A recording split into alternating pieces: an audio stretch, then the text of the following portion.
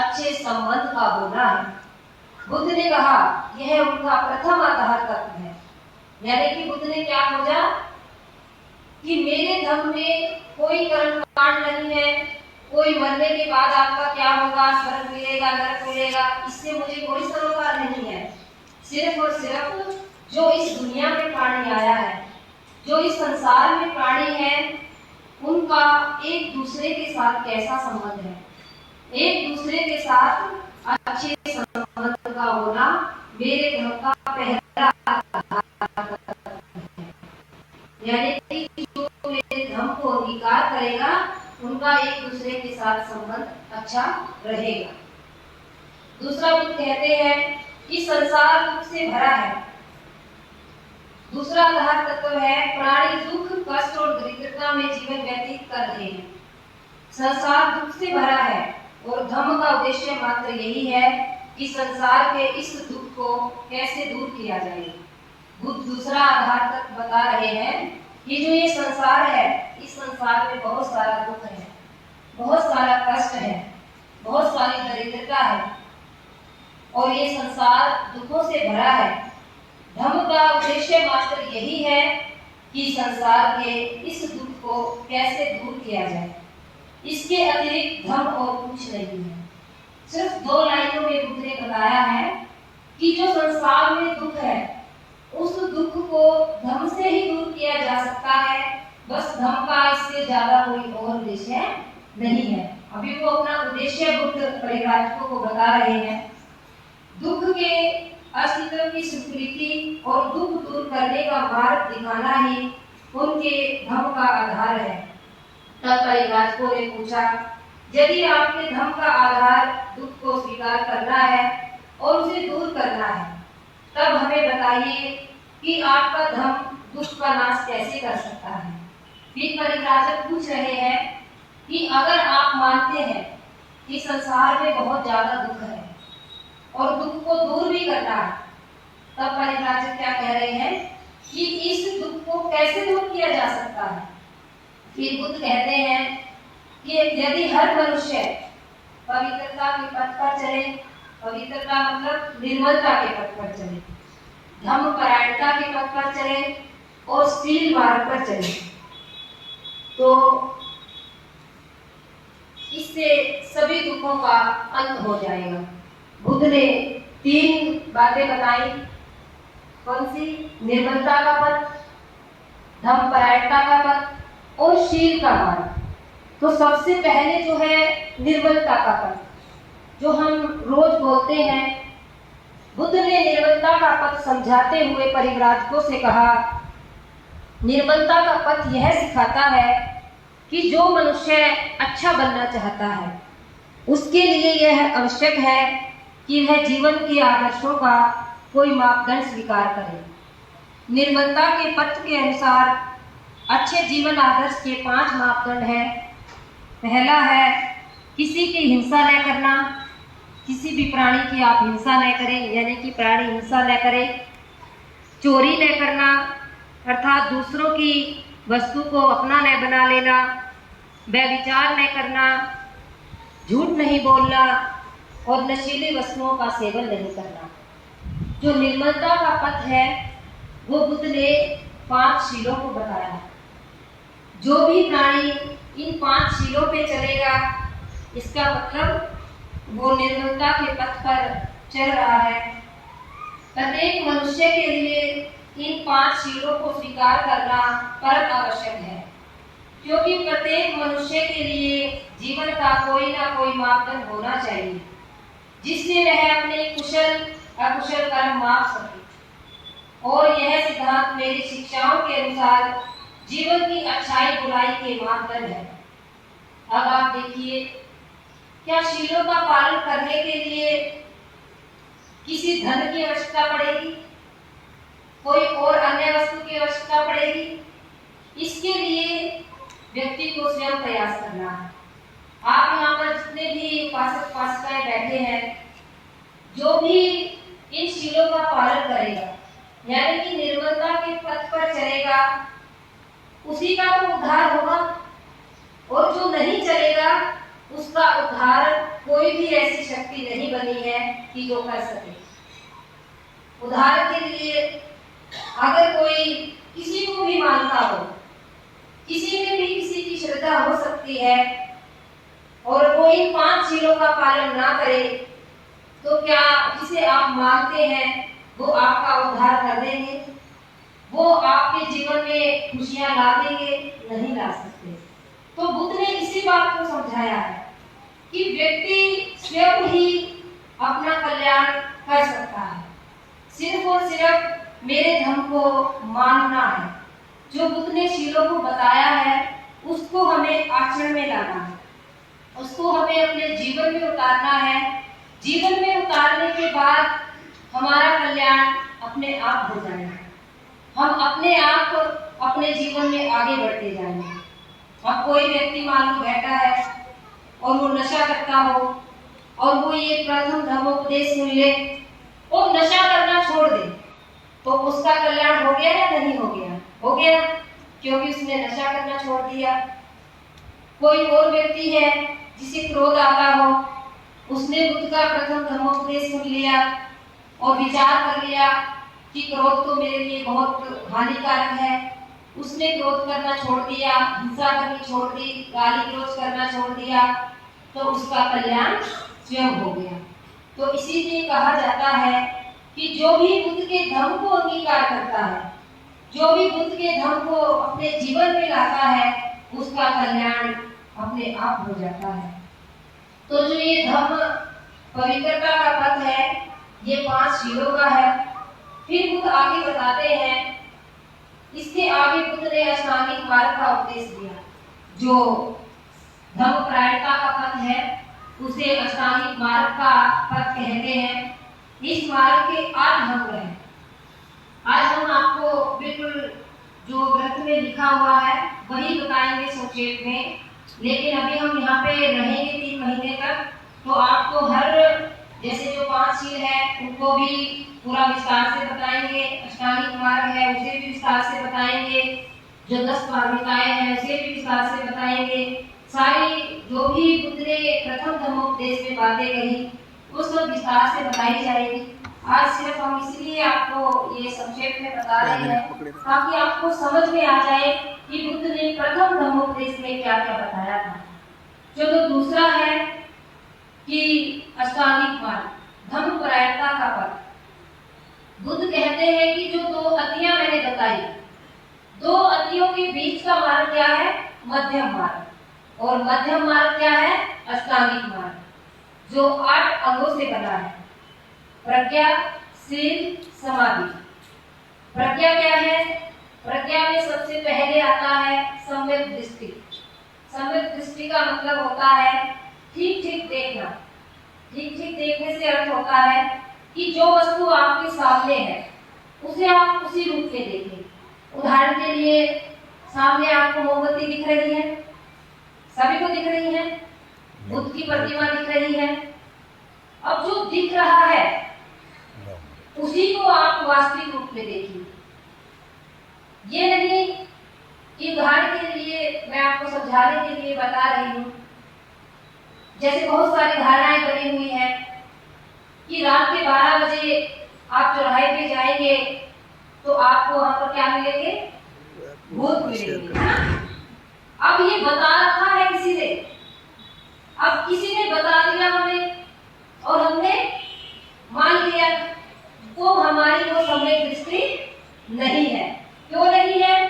सम्यक दृष्टि कब होगी कि जब हमने किसी ने हमें बताया कि रात के 12 बजे चौराहे पे जाओ तो आपको भूत मिलेंगे।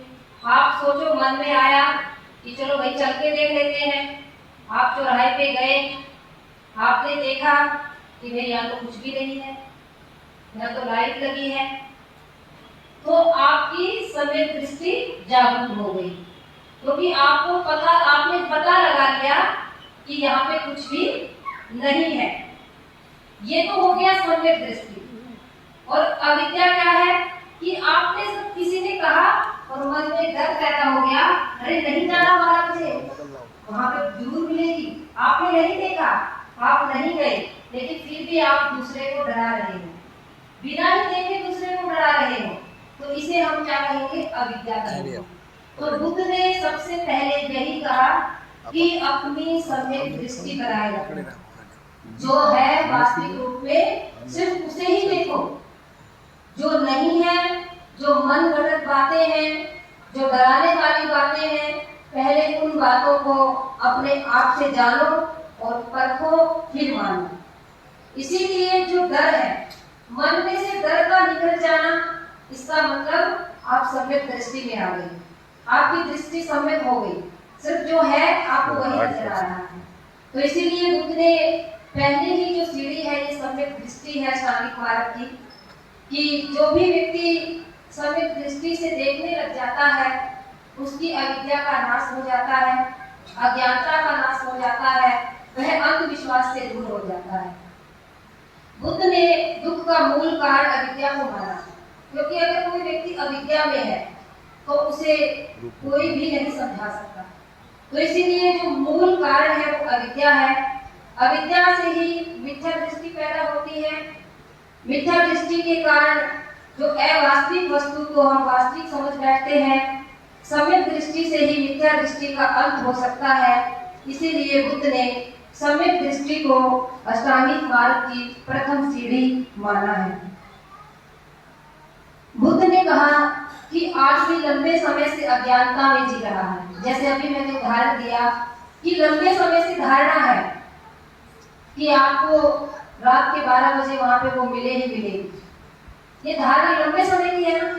तो बुद्ध यहाँ पे यही कह रहे हैं कि बुद्ध ने कहा कि आदमी लंबे समय से अज्ञानता में जी रहा है, यह संसार एक कारागार है और मनुष्य इस कारागार में कारावासी है। यह कारागार अंधकार से भरा हुआ है, इसमें इतना अधिक अंधकार है कि कैदी को यहाँ कुछ भी दिखाई नहीं देता है। जिस प्रकार किसी बच्चे को बचपन से ही काल कोठरी में बंद कर दिया जाए और उससे पूछा जाए कि प्रकाश क्या है, उसे सूर्य के प्रकाश के बारे में कैसे पता होगा। ये इसी प्रकार हमारा समाज भी लंबे समय से अंधकार में है, उसे प्रकाश के बारे में बताना पड़ेगा और यह प्रकाश धर्म का है। सम्यक दृष्टि से अविद्या अंधकार का नाश किया जा सकता है। इसीलिए जो सम्यक दृष्टि है वो बहुत महत्वपूर्ण है। फिर बुद्ध सम्यक संकल्प के बारे में बताते हैं, जो प्रज्ञा का दूसरा भाग है। अगर हमारी दृष्टि सम्यक है, यानी कि अगर हम किसी वस्तु को ठीक ठीक देख पा रहे हैं, तो हम निर्णय भी ठीक ठीक लेंगे।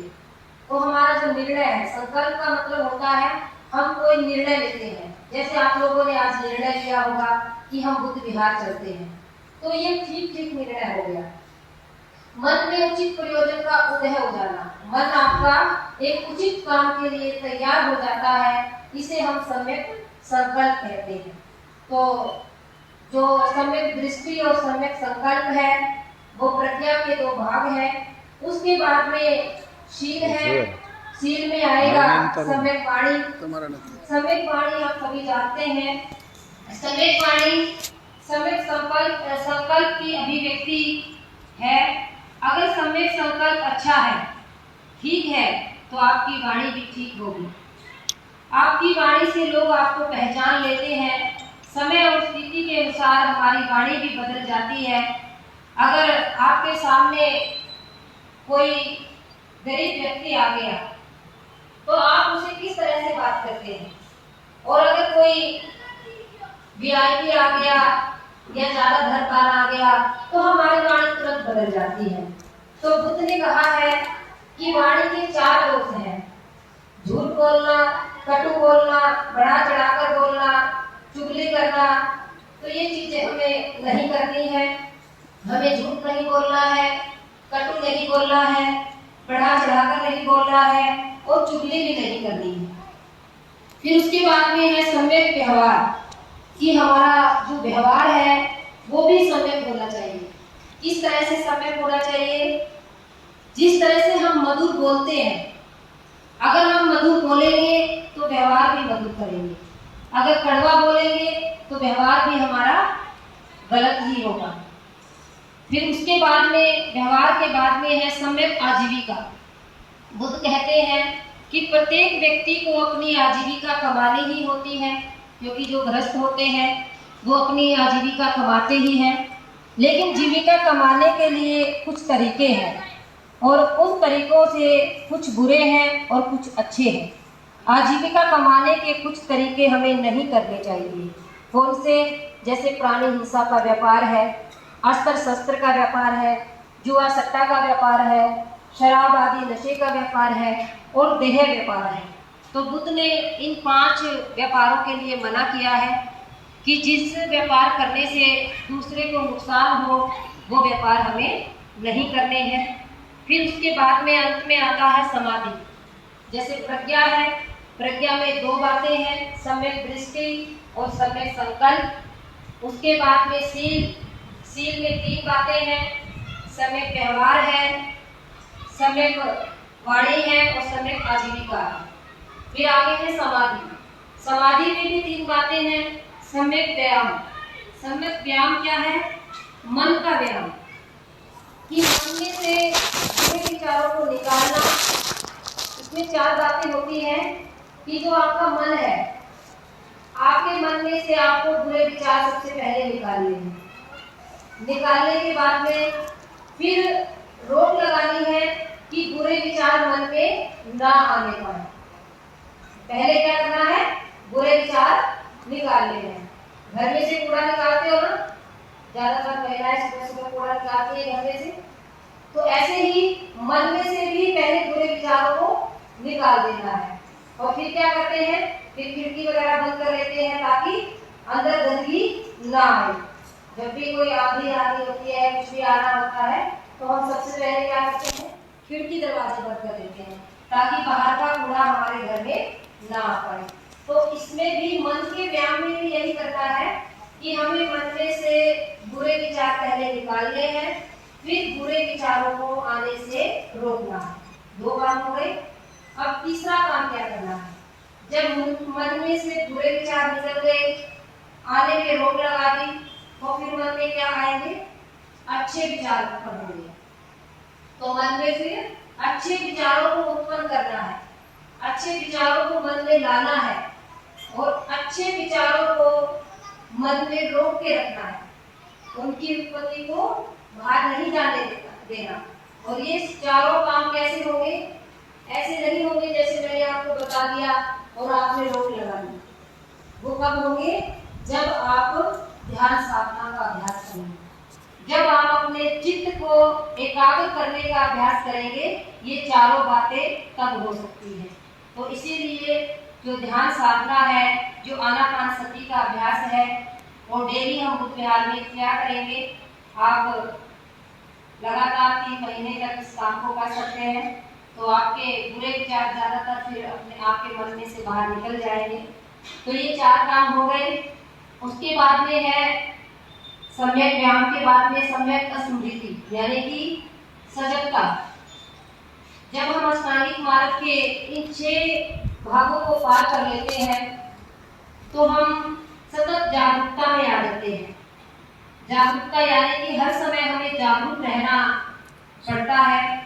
जैसे बुरी भावनाएं, बुरे विचार, चित्त की निगरानी करनी पड़ती है कि हमारे मन में बुरे विचार तो नहीं पनप रहे, हमारे मन में कोई बुरी भावना तो नहीं पनप रही है, हमारे मन में किसी के प्रति इच्छा द्वेष तो नहीं है, हम किसी से जलन तो नहीं कर रहे, हम किसी के बारे में बुरा तो नहीं सोच रहे। तो हर समय हमारा मन सजग रहता है। और जब व्यक्ति का मन सजग रहता है तो वह उठते बैठते चलते सोते हर समय वो सजगता में रहेगा कि कहीं मुझसे कोई भूल ना हो जाए। जैसे आप सभी लोग सफेद कपड़े जब बुद्ध विहार में पहन के आते हैं, बहुत अच्छा उदाहरण है ये सजगता का। जो लोग सफेद कपड़े पहन के आते हैं वो जब भी कहीं बैठेंगे तो सीट साफ करके बैठेंगे, है ना? देखेंगे ना, अगर आपको चेयर भी दे दी जाएगी तो भी देखेंगे कि चेयर पे कुछ लगा तो नहीं है। क्यों? क्योंकि आप लोगों ने सफेद कपड़े पहन रखे होते हैं। क्यों? हमारा मन सजग रहता है कि कहीं दाग न लग जाए। इसी तरह से मन भी ऐसे ही हमें देखना है कि मन में कहीं दाग न लग जाए। मन को पूरी तरह से सजग करना है। तो ये है सजगता, सम्यक स्मृति। उसके बाद में है अंत में सम्यक समाधि। अब व्यक्ति समाधि तक कैसे पहुंचेगा? जो हमने ये 7 बातें बताई हैं कि हमें सम्यक दृष्टि रखनी है, सम्यक संकल्प होना चाहिए, हमारी वाणी सम्यक होनी चाहिए, हमारा व्यवहार भी सम्यक होना चाहिए, अच्छा होना चाहिए, और हमारी आजीविका अच्छी होनी चाहिए। आजीविका के साथ साथ हमारा मन हमें साफ करना है, यानी कि जो हमारा व्यायाम है, सम्यक व्यायाम है, वो भी हमें करना है। उसके बाद में हमारे मन में सजगता भी आनी चाहिए। जब ये सब चीजें उत्पन्न हो जाएंगी तो फिर आता है सम्यक समाधि। सम्यक समाधि का मतलब है कि चित्त की निर्मल अवस्था, मन की निर्मल अवस्था। जब आप समाधि में आ जाएंगे तो आपका मन पूरी तरह से निर्मल हो जाएगा। आप समता के भाव में आ जाएंगे। आपको अच्छे बुरे का फिर कोई मतलब नहीं रहेगा। आपका मन पूरी तरह से निर्मल है। बुद्ध कहते हैं कि समाधि में पहुंचना बहुत आसान है। इस बात को जरा ध्यान से सुनिए कि बुद्ध कह रहे हैं कि समाधि में तो कोई भी व्यक्ति पहुंच सकता है। जैसे आपको हमने बताया, आप एक दिन के लिए वाणी सम्यक कर लोगे, क्रोध नहीं करोगे, एक दिन के लिए हो जाएगा।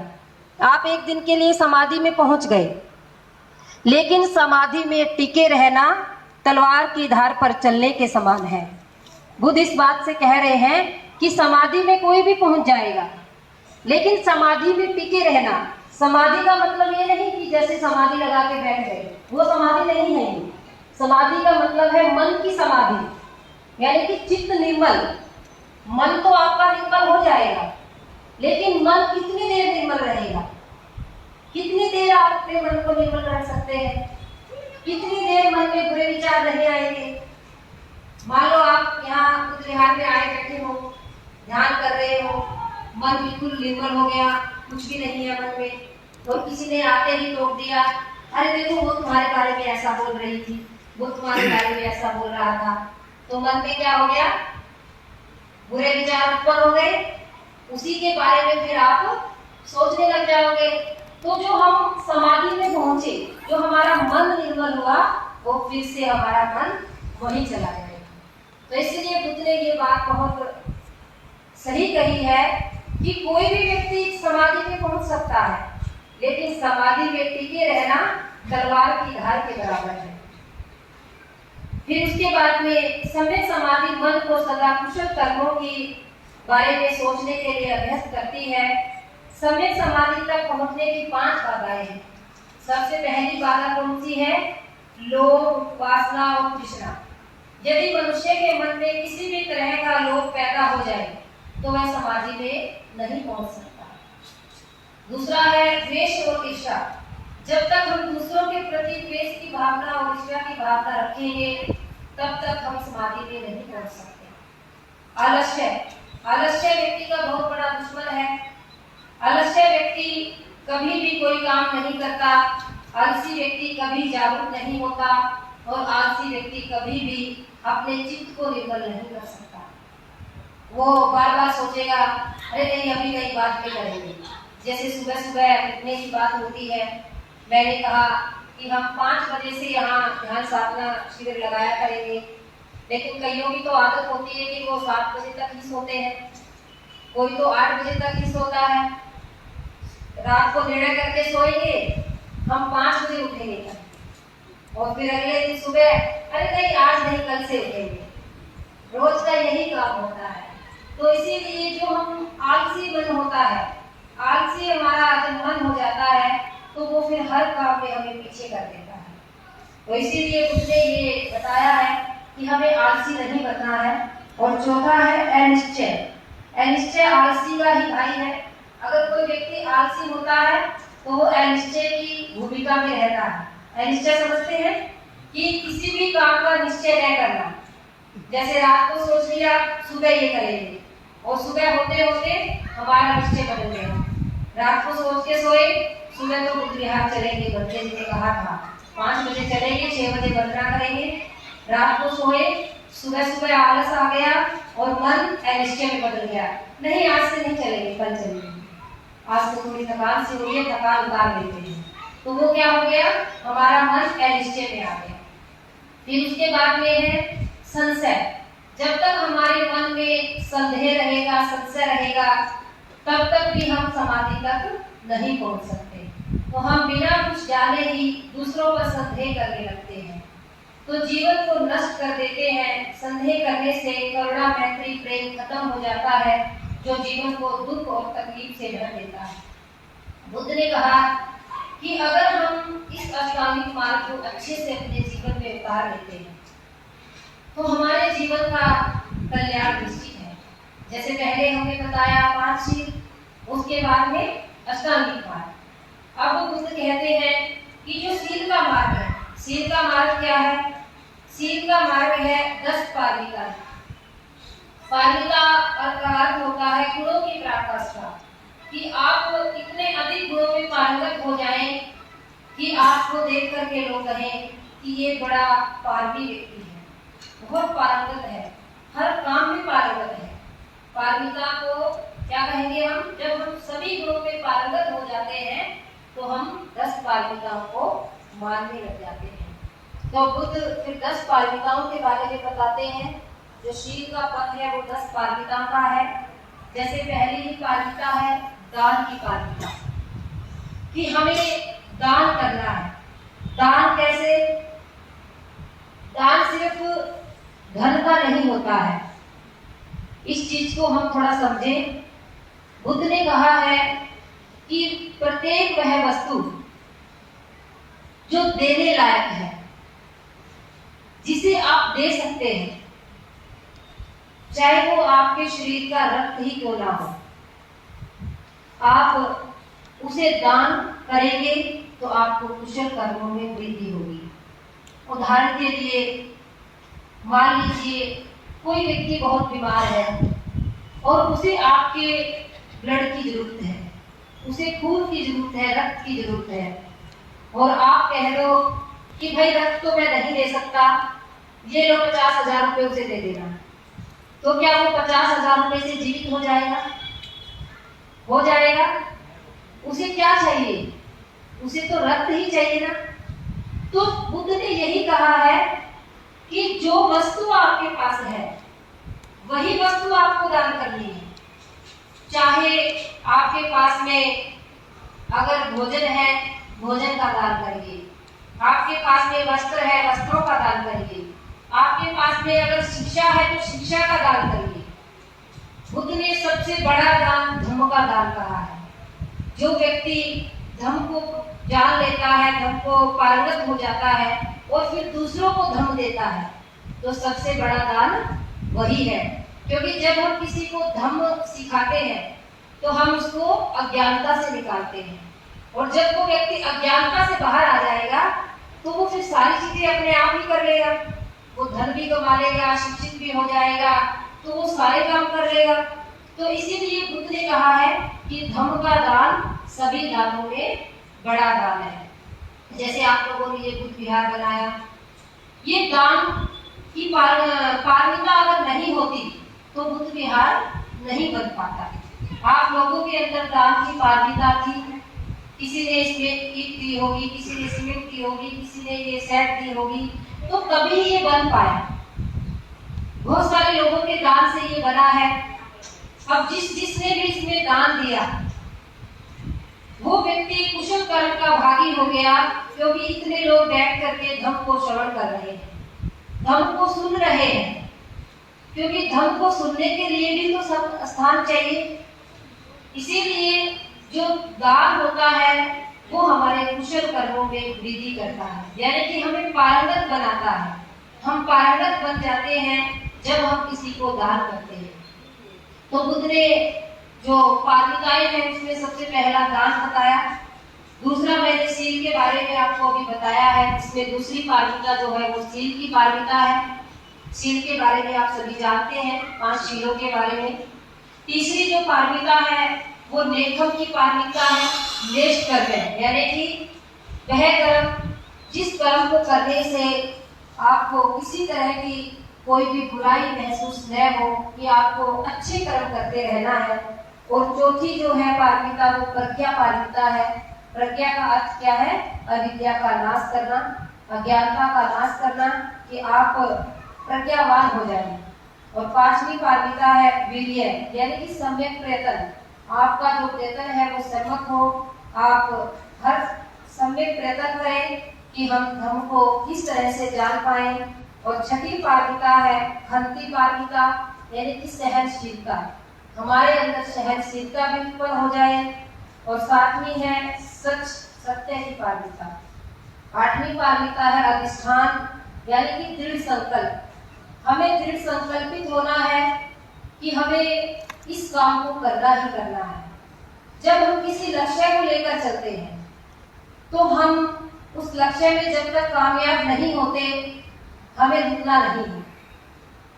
मैं जब प्रण सत्य भिक्षु करना सिंह राहुल जी को देखती हूँ, क्योंकि हम जब कहीं भी जाते हैं तो भंते जी जब शिविर में रहते हैं, क्योंकि वो मात्र 2 या 3 घंटे ही सोते हैं, और जब उनसे लोग पूछते हैं कि भंते जी आप इतनी कम समय में नींद कैसे पूरी कर लेते हैं, तो भंते जी कहते हैं कि मेरे सामने मेरा जो गोल है, मेरा जो लक्ष्य है, वो मुझे सोने नहीं देता है। जिस दिन आपको भी लक्ष्य मिल जाएगा, आपकी भी नींद उड़ जाएगी। तो इस बात को मुझे बहुत प्रेरणा मिलती है कि जब हमें लक्ष्य मिल जाता है, क्योंकि जो भंते जी श्रद्धेय भंते जी है, उनका लक्ष्य है कि भारत को बोधमय बनाना है। हम भी उनके लक्ष्य में शामिल हैं कि भारत को बोधमय बनाना है, भारत को एक अच्छा हमें बनाना है। जिस तरह से पहले सोने की चिड़िया था, उसी तरह से बनाना है कि किसी में कोई भेद ना हो, किसी में किसी भी तरह का भेदभाव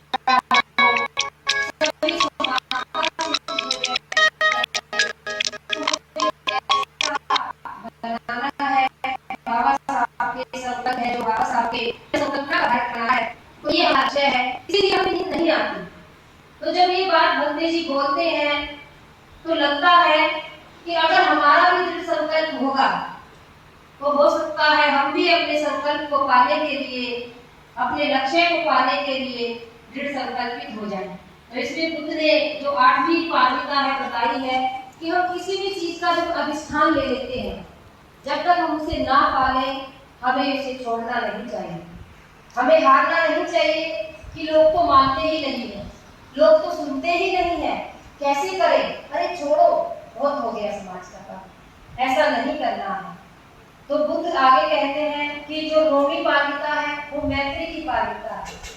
जब हमारे मन में से क्रोध है, ईर्ष्या है, द्वेष है, लोभ है, ये सब चीजें खत्म हो जाएंगी, तो फिर मैत्री का जन्म होगा।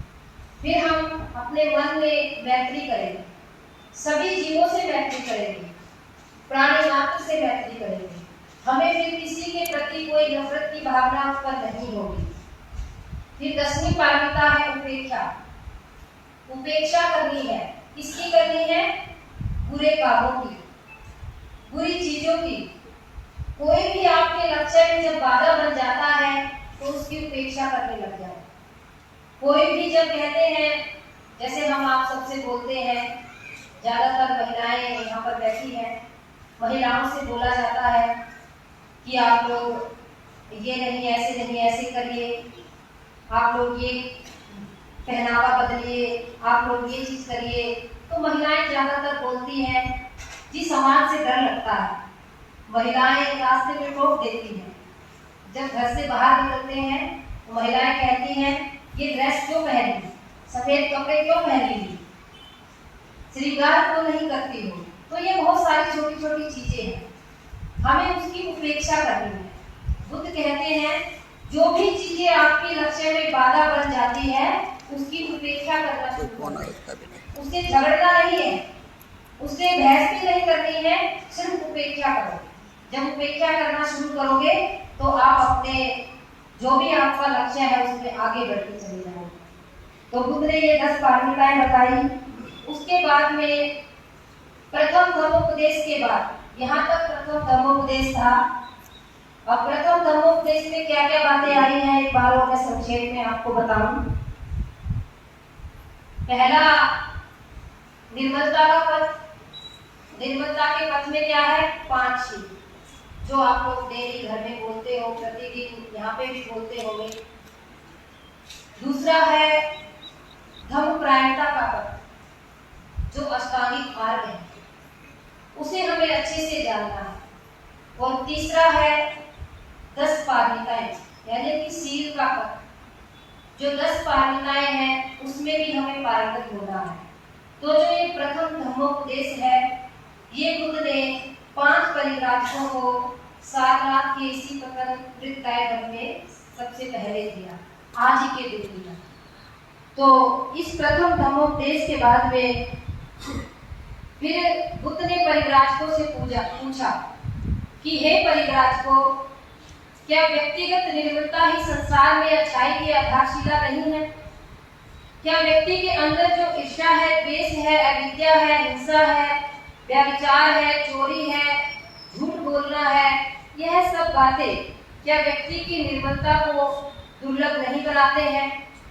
क्या व्यक्तिगत निर्मलता के लिए यह आवश्यक नहीं है कि चारित्रिक बल को उत्पन्न किया जाए ताकि इन बुराइयों पर नियंत्रण किया जा सके?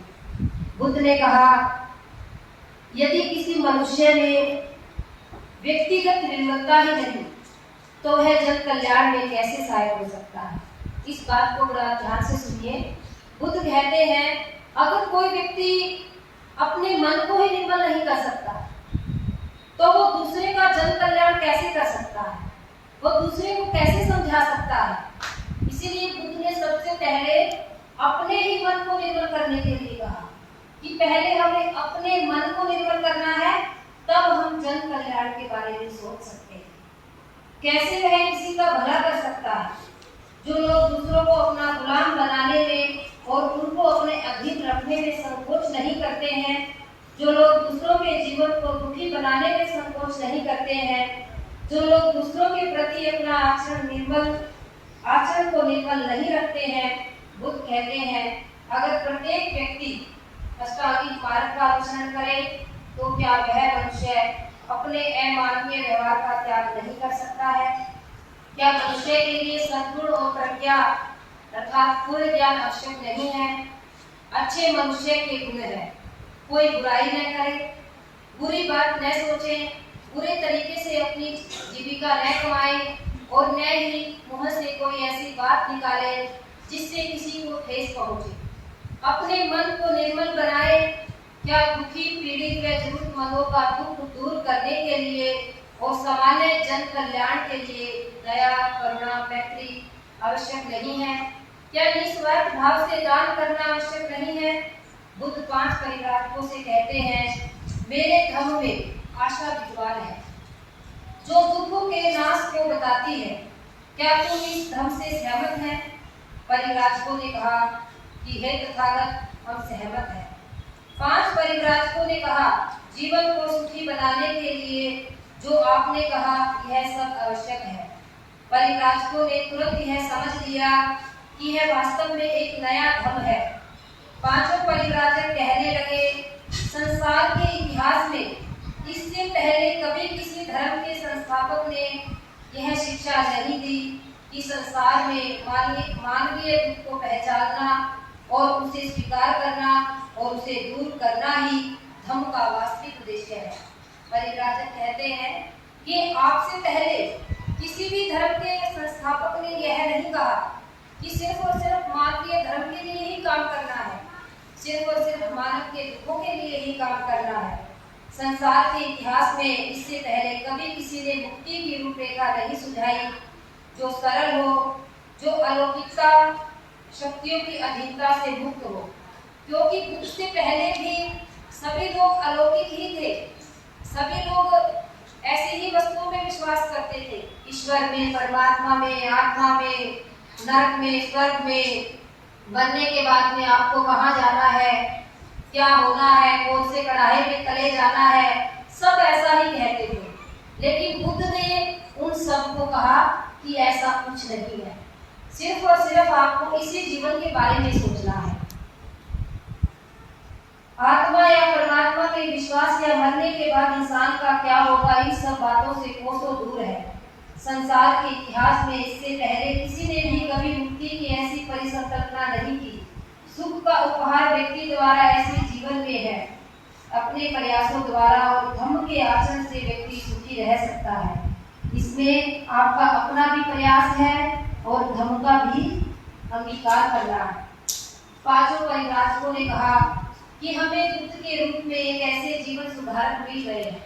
यहाँ पे 5 परिव्राजक जब बुद्ध का प्रथम धम्मोपदेश सुनते हैं तो वो क्या कहते हैं कि हमें बुद्ध के रूप में एक ऐसे जीवन सुधारक मिल गए हैं जिनका रोम रोम नैतिकता की भावना से ओतप्रोत है।